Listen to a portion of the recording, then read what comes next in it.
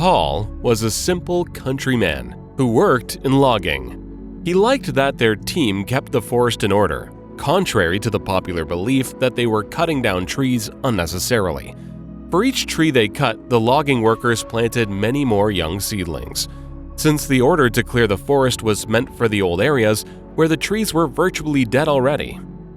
On that ill-fated day, Paul was chaining yet another tree to the special vehicle when he suddenly heard a sharp metallic sound, the roar of the logs falling down, and a strong blow from behind.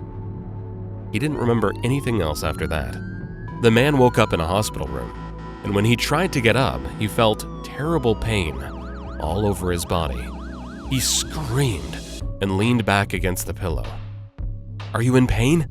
the doctor asked. He ran into the room when he heard the man screaming. "This is a good sign. It means that the nerve endings are fine. You got crushed by heavy logs at work. I won't give you false hope. Your spine was injured, and the chances of you being able to walk again are about 50%. The doctor was right. Paul did get back on his feet after the injury, but unfortunately, his legs would no longer bend at the knees. At first, the man walked using crutches, then with the help of 2 canes. But the young man's problems didn't end there. His beloved girlfriend Cynthia left him. She visited Paul in the hospital a couple of times and then disappeared, having sent him a goodbye message saying, "Don't go looking for me. I'm no longer your fiancé." The man couldn't bear it. He fell into a deep depression, feeling left behind by life. Little by little, his friends started abandoning Paul too, and he became more and more unsociable with each passing day, drowning his pain in alcohol. Paul was a strong young man, and the thought that he'd turned into a spineless, useless alcoholic was unbearable, but he couldn't do anything about it. One day, Paul's drunken sleep was interrupted by a phone call. "Hi, buddy. This is Caleb," his late father's friend said on the other end of the line. "I know that you're going through a rough patch, and your dad wouldn't forgive me if I didn't check in on you.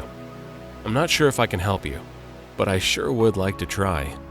Come to my village. I could use an extra set of hands around here." "But how would I even get there?" Paul yelled into the phone. "I can hardly stand on my own 2 feet." "Listen to me carefully, son." Caleb suddenly raised his voice. "You grab your canes, grit your teeth, and walk. You got me? Drinking doesn't require much effort, while getting back to your life is something only the strongest can handle. So get up and move. I'll be waiting." The connection was interrupted, and short beeps were heard coming from the phone.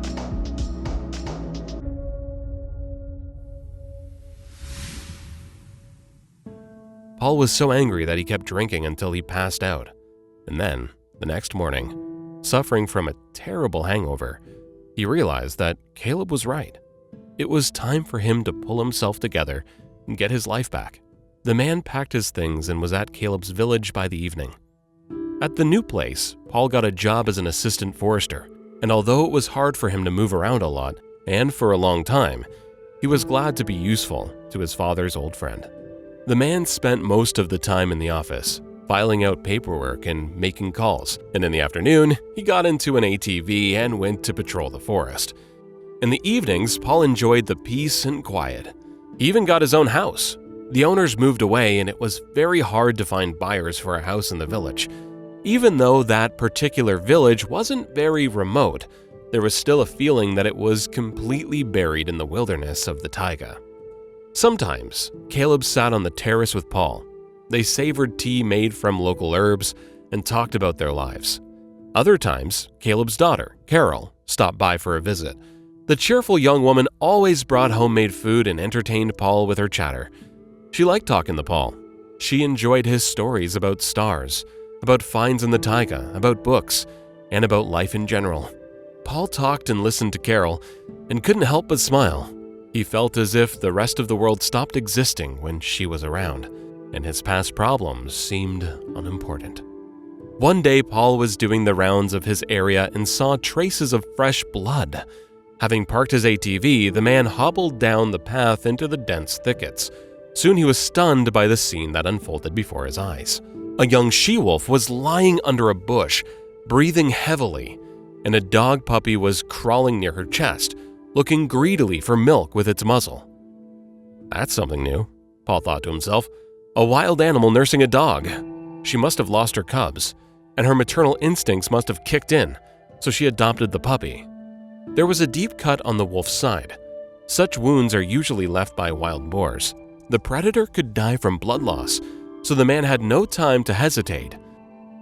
Paul pulled up his ATV and carefully loaded the exhausted she-wolf and the puppy into the trunk. Then he quickly drove back home.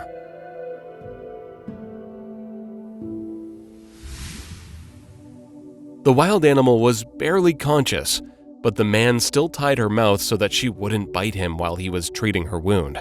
The man set up a place for the animals in the barn. Paul washed, disinfected, and dressed the wound.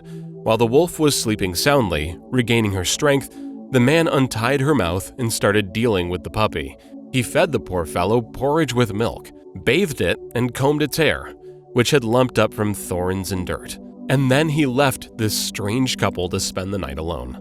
When Carol found out about the guests in the barn, she was very happy, and Paul barely managed to stop her from running over to the barn on her own. "Don't be foolish, she's a wild predator," the man laughed. "She can attack you to protect herself or her adopted pup." But when they opened the barn door, they were very moved by what they saw. The she-wolf was feeling much better and was gently licking the puppy, which was sweetly nursing at the time. The predator behaved very calmly. Her eyes were clearly expressing gratitude to the man for saving her. 2 weeks later, the she-wolf fully recovered, and the puppy grew noticeably bigger and stronger. Paul made several attempts to release the animal back into the wild, but the predator made a couple of rounds of the yard with her puppy and returned to her place in the barn. Now, when Carol or Paul came to see her, the she-wolf made a happy face, flattened her ears in a friendly manner, and wagged her tail slightly. Almost a year went by like that, and the relationship between the young people evolved from pure friendship to true love. Caleb couldn't be happier about this turn of events.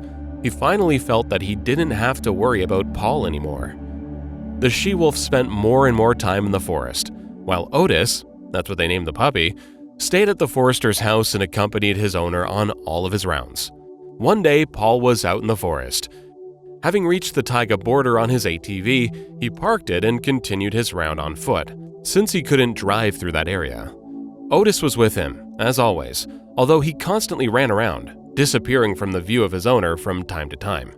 The dog was standing next to Paul when, suddenly, he started growling and rushed off somewhere, leaving the man behind.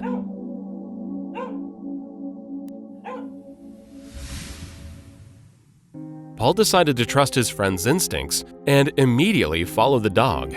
Behind the thick bushes, he saw 3 sketchy men, but then something else caught his attention. A few steps away from the loud, drunk men, there was another man, and he was tied to a tree. Paul turned around, but his dog had disappeared. He didn't know what to do, because those men were clearly breaking the law before his very eyes.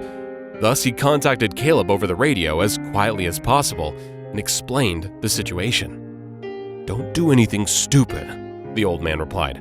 "I'm calling the police, and we'll be there soon." Paul took his gun and pointed it at the criminals. A metallic sound made the men turn around. "Keep calm and stay where you are," the forester said in a stern voice. "The police are on their way here now, so don't make things worse for yourselves. Take responsibility for your actions." The 3 men slowly got up and then started running in different directions, trying to get out of the line of fire. "Stand still or I'll shoot!" Paul shouted, realizing that the situation was getting out of control. At that moment, Otis appeared behind Paul, baring his teeth. And when 2 wolves stepped out from the forest, slowly surrounding the criminals, the men completely lost their nerve. The predators and the dog bit into the legs of the criminals and held the frightened men until the arrival of backup. Caleb was somewhat surprised by the scene that unfolded before his eyes. Paul was sitting in the clearing with a rescued young man and the 3 criminals who were moaning in pain. But most of all, the authorities were surprised that wolves simply lay peacefully nearby, along with the dog. As it turned out, the unfortunate man that was tied to the tree came from a wealthy family. He was kidnapped a week ago, and the men demanded ransom from his father. Unfortunately, even when the kidnapper got paid, Instead of disappearing without a trace, they chose to demand even more money. And it was their greed that got them caught eventually. A few days later, an expensive car arrived in the village and drove straight to Paul's house. "My name is John, and I'm the father of the man you saved," the handsome man introduced himself. "I'm sure you understand how grateful I am for what you did." "Thanks, but don't worry about it. Any decent person would have done the same." Paul shook John's hand. "Not every decent person," the man continued. "I know you're a proud man, but I need you to know that you can count on my help with anything. I made inquiries about you, so I will get down to business right away. They found the money the kidnapper took, and now it's in your account. Think of it as my way of saying thank you. Tomorrow you'll be examined by the best doctors in the city, and I promise you they'll do everything humanly possible to make sure you walk properly again. And I won't have any objections. I'm a serious man, you know."